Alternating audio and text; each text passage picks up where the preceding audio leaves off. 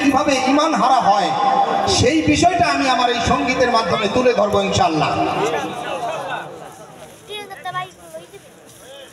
জগৎ ভরা নামের মানুষ, কামের মানুষ নাই। জগৎ ভরা নামের মানুষ, কামের মানুষ নাই। মানুষের সন্ধানে যাব আমি কোনখানে, মানুষের সন্ধানে যাব আমি কোনখানে, কোনখানে যাব আমি কারে বা সুধাই। জগৎ ভরা নামের মানুষ, কামের মানুষ নাই। ওরে ছাগল গরু মুরগি লইয়া মানত করতে যায়, আমার বাবা রাস্তা নাই। ছাগল গরু মুরগি লইয়া মানত করতে যায়, ভণ্ড বাবা রাস্তা নাই, ভণ্ড বাবা রাস্তা নাই। সোনা বন্ধুরে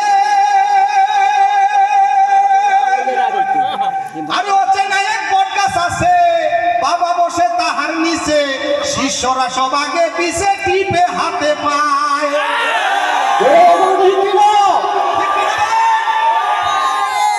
সোনা বন্ধুরে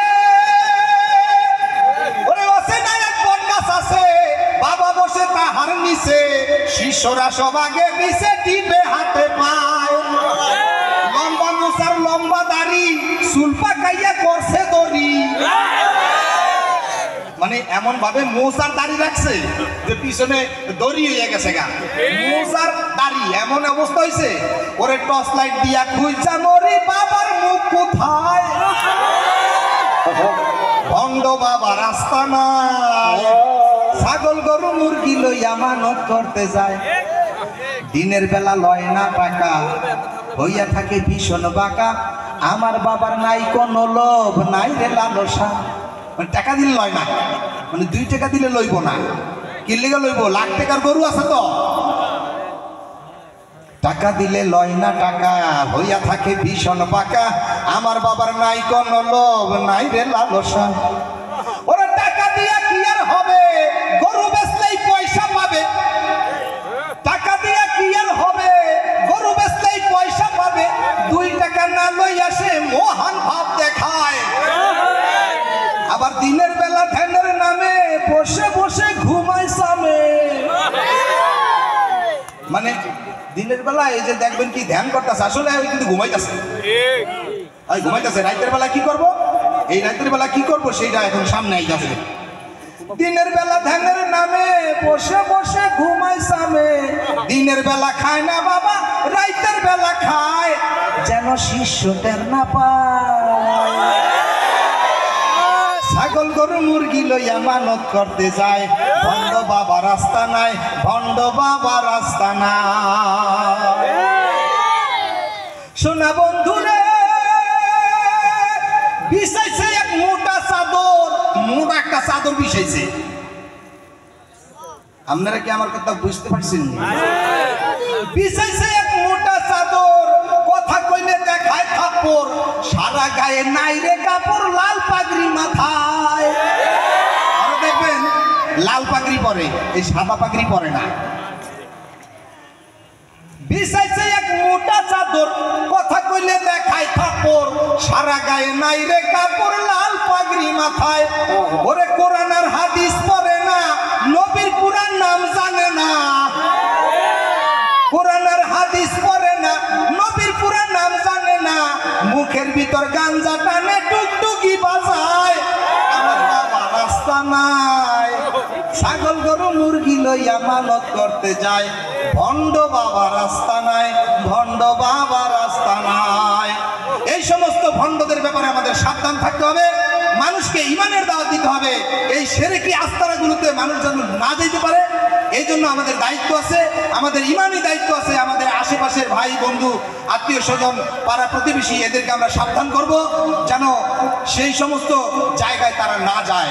কি বলেন? এটা আমাদের ঈমানি দায়িত্ব কিনা বলেন? আমি যেহেতু মনে করেন এগুলো সচক্ষে দেখে আসছি, আমি যেহেতু সেই জায়গাগুলো ত্যাগ করে দিয়েছি, তাহলে আমার দায়িত্ব হলো আপনাদেরকেও জানায় দেওয়া, যাতে মানুষ ওই সমস্ত জায়গায় না যায়। কি বলেন? তো আপনারা আমার জন্য দোয়া করবেন। এখন কি আমি আরেকটা গাইব নাকি? না, আসলে ভালো লাগতেছে। যদি সবাই বলতে হবে চলবে। সবাই সবাই একসাথে বলেন, পোশাক পরলে হয় না পুণ্যবান,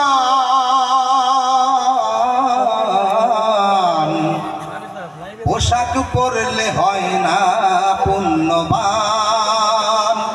আপনি মনে করেন না যে পোশাক পইরা আপনি বেহেশতে যাবেন গা, এরকম মনে করার কোনো কারণ নাই। পোশাক পরলে হয় না পুণ্যবান, পোশাক পরলে হয় না পুণ্যবান। পোশাক পরে না রাখিলে পোশাকের সম্মান, পোশাক পরে না রাখিলে পোশাকের সম্মান। পোশাক পরলে হয় না পুণ্যবান। এই যে আমি মাথায় টুপি পরছি, পাগড়ি পরছি, এই পাগড়িটার একটা সম্মান আছে না? এই যে দাড়ি রাখছি, এই দাড়ির একটা ইজ্জত আছে না? এই যে লম্বা জুব্বা পরছি, এই সুন্নতি লেবাসের একটা সম্মান আছে কিনা বলেন?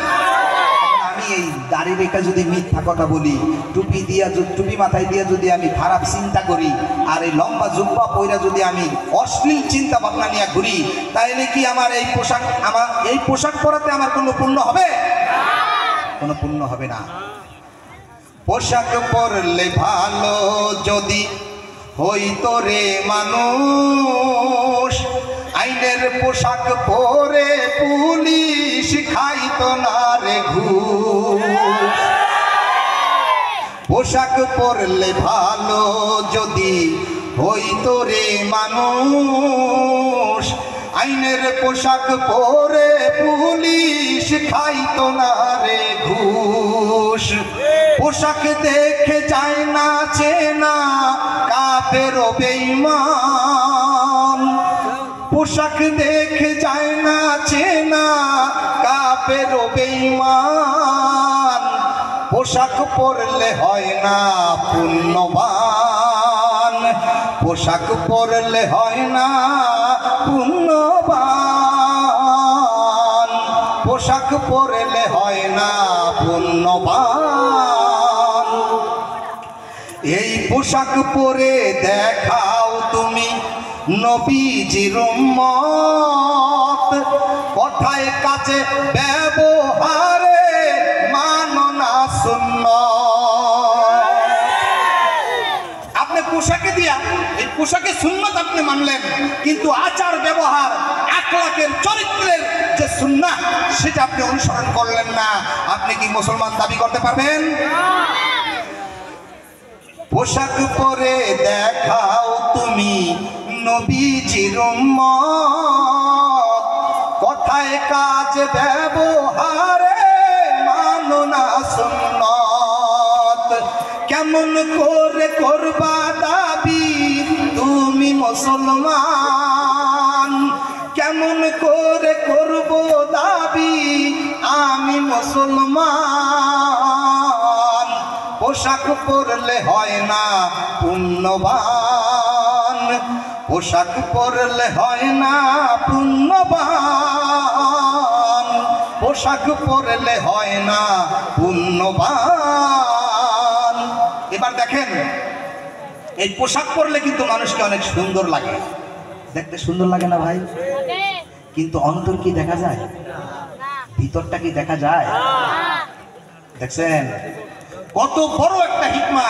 তাকওয়ার পোশাক হচ্ছে সবচেয়ে উত্তম পোশাক, আর তাকওয়া হচ্ছে আল্লাহর ভয়। ঠিক কিনা বলেন? সেই জন্য আমি এই গানটার শেষের অংশে আমি লিখেছি, পোশাক পরলে দেখতে লাগে কত না সুন্দর, কোনো ভাবে যায় না দেখা মানুষের অন্তর। পোশাক পরলে দেখতে লাগে কত না সুন্দর, কোনো ভাবে যায় না দেখা মানুষের অন্তর। আমার দিকে খেয়াল করেন, বাহিরেতে দেখতে সাধু ভিতরে শয়তান, বাহিরেতে দেখতে সাধু ভিতরে শয়তান।